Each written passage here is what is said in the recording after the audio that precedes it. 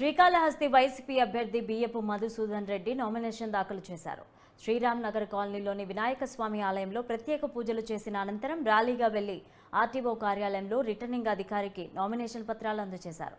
శ్రీకాళహస్తి ప్రజలు తనకు అండగా ఉండి అఖండ మెజార్టీతో గెలిపిస్తారని ఆశాభావం వ్యక్తం చేశారు. ఈ కార్యక్రమంలో ఎంపీ అభ్యర్థి గురుమూర్తి, ఎమ్మెల్సీ సిపాయి సుబ్రహ్మణ్యం పాల్గొన్నారు.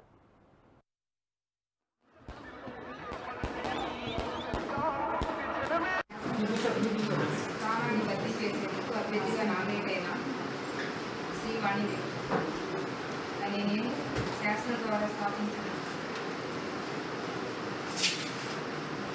భారత రాజ్యాంగం పట్ల వాస్తవమైన నమ్మకాన్ని, విశ్వాసాన్ని కలిగి మెజార్టీ వచ్చిందో లాస్ట్ ఎలక్షన్లో అంత జనాలు ఇంట్లో ఇక్కడికి భారీ ఎత్తున ర్యాలీ రావడం అభిమానం అంటే ఎన్న చెట్ల కింద టాటా చెప్పేది కదా, ఊళ్ళో నడుస్తూ వాళ్ళ ఆనందం డ్యాన్స్ చేస్తూ నిజంగా జగనన్న పెట్టిన పథకాలు ఈరోజు ఊరేగింపుగా ఆ భగవంతుడు ఎలా మనం వస్తే భగవంతుడికి ఊరేగింపు తీసుకొని పోతామో పథకాలు కూడా ఈరోజు అంత ఇదిగా మమ్మల్ని ఆశీర్వదిస్తున్న ప్రజలంటే ఆ ఇచ్చిన పథకాలు.